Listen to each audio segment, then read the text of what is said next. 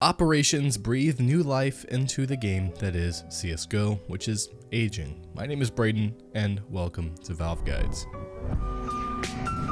CSGO Empire is the #1 site for fun entertainment in the CS community. Make sure to follow them on Twitter for consistent giveaways, and you can use our code GUIDES for 50 cents for free to start betting. Operations used to drop a lot more often than they do now. With that, however, it feels like we get a lot more hype around these new breaths of fresh air and get more hyped up each time that one is announced. But for those of us who do not know what operations are or just have ignored them in the past, what are they? What can they do? And why should we be excited for a new operation? Let's find out what we can expect from the new CSGO operation. Number 10, better drops. Different drops and collections with the purchase of an operation is something that we can usually expect. It always contains cool skins such as the AK Hydroponic and the M4 Icarus and Poseidon. This includes collections like the Cobblestone collection containing the Dragon Lore and the Gods and Monsters collection containing the Op Medusa. The prices on those guns range from $600 to $200 depending on the condition, and can be even higher depending on the condition with certain stickers. These ops are extremely rare to get, and we have collections to thank for that. At number 9, we have the Operation Coin. When you first activate your Operation Pass from the operation, you're going to be given an operation coin with a logo of the operation on the coin. Now these coins look pretty darn good. There's a lot of detail put into them. You start out with the bronze coin, but there are ways to get to silver and then gold, creating more incentive to play.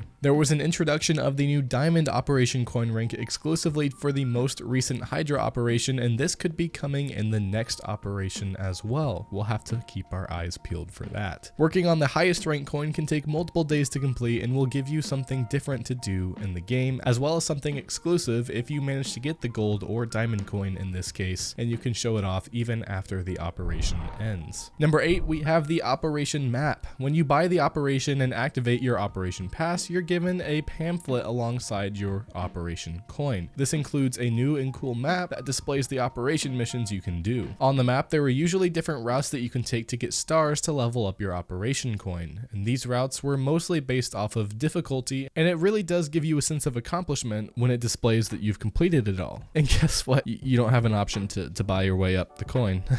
Sense of accomplishment. You see what I did there? EA, huh? r/gaming circle jerk. Number 7 is operation challenges. This is the main focal point of the operation, and challenges are displayed on your operation map, and when complete, they allow you to move to the next challenge. And depending on how many challenges you complete, the higher level your operation coin gets. As the name implies, these add extra challenges to the game, making it fun and interesting when others are trying to do the same challenge. That being said, the challenges need to be unique and fun in order to be entertaining and worth it. These challenges can come in the form of getting a specific amount of kills with a weapon, getting headshot kills with the weapon, flashing a specific amount of opponents, dealing a specific amount of damage with a specific grenade, and many more. It can get pretty detailed. Depending on how the challenges are in the new operation, this could get better and better with time, and then it gives you a chance of getting a Dragon Lore. Number 6 is 2-player co-op missions. These missions are usually 2 players versus bots, and from the last operation, the challenges in these player versus bot missions were mixed. You had to kill enemies with specific weapons and whatnot. Something that was missed by the community when Valve failed to implement it into the last operation was compound missions. The compound missions were long missions that you would have to infiltrate an operation compound that was filled with many enemies, and you would have to steal something such as a hostage or intel, and you would have to leave and escape without dying, of course, which I think in CSGO is a lot harder than most other games, so it is a fun challenge. Number 5, the scoring system. Alongside with these player versus bot missions comes a scoring system. Your score is based off of how much time it takes you to complete the mission and the amount of kills that you got in the mission. The less tries it takes you to complete these missions and the more kills you get, the higher the score. And the score is just like a status thing where you compare your score with your friends and the world. With the score, it displays what percent placement you are, and a challenge to some people is to try to get into the top 1%. And this has been done during the wildfire by the War Owl on YouTube. If you don't know who the War Owl is, he's amazing. Make sure to check him out. Although you should know who the War Owl is because he's the War Owl. Number 4 is the score tracking system. Kills, kills, aces, 4Ks, 3Ks, everything, I guess. Another thing to expect with the purchase of the next operation is the ability to keep track of your competitive statistics. This includes tracking how many competitive 3 kill rounds, competitive 4 kill rounds, and competitive 5K rounds, competitive map MVPs, and competitive wins. All of your statistics can be seen by clicking on your operation coin in your Steam inventory, and it will still be displayed even after the operation is over. So it's kind of like a season type thing from Overwatch, so that everything you've done during that time is documented and you can look back and maybe see your improvement or see that you've fallen off the wagon like me.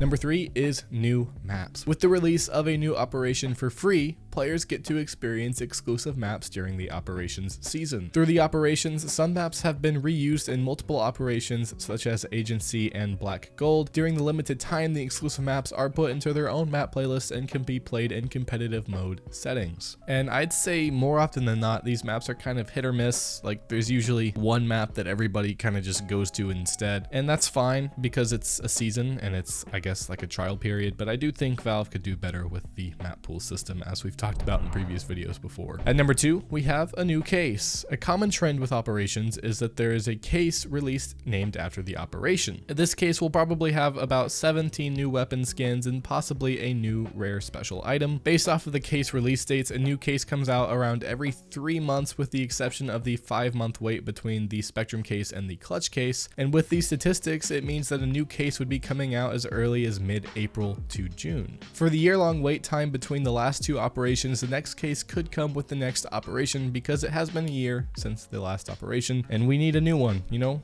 we're kind of, hey, Valve, new operation, please, thanks. Number 1, increased player numbers. Thankfully, maybe not thankfully, depending on how you think about things. Every time a new operation comes out, a lot of players that don't play the game come back to try out the new operation. With players coming back for the operation, queue times and matchmaking should be statistically faster, and the same goes with more players playing minigames and community servers, etc. That also means, though, you're going to have a lot more casual players coming back, and if you don't like casual players, then that might be a problem, but if you're a casual player, I think that's a good thing, and I think the operations tend to appeal more towards casual players, even though if you are a more hardcore player, you can have a lot of fun with the operation regardless. Oh, hi, Mark. Howdy, y'all. How you doing? Today, we are back for the end portion of the video that is live, sponsored by CSGO Empire. Today, I wanted to take this time to kind of talk about something that I want to start working on again. And I kind of did start working on again, but haven't really started working on again, is my personal project channel. I just uploaded a video on there called The Last of Us in 4 minutes. And if you don't know, The Last of Us is my favorite game of all time. And I've been wanting to make a video on it for literally about 2.5 years now. And I finally just decided to do it. And I think it turned out really well. And I would love it if you guys could go check it out. I'll put the link in the description below. Honestly, it's a project that means a lot to me. Any reviews or critiques that you guys can leave on there would be very helpful, and I appreciate all of that. That being said, do you guys want me to continue to make personal projects on another channel? Not necessarily this channel, because that's an old channel and I'm not sure that I want to keep it on there, but I don't know. I do want to start doing stuff more involved around music, and then maybe stuff like the Last of Us project that I just did. Oh geez, I don't know what to bet on. I just won 100 while talking over it. I guess if I just keep talking, I won't lose.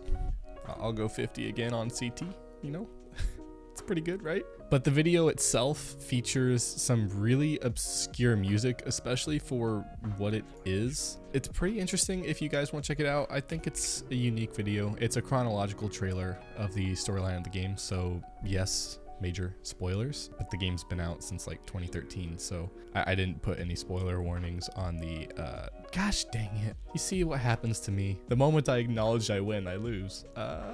Okay, uno mas. Again, thank you to CSGO Empire for sponsoring this video, and thank you for watching it. Again, my name is Braden. You can follow me on Twitter with the little slide there below, and I will see you guys in the next video.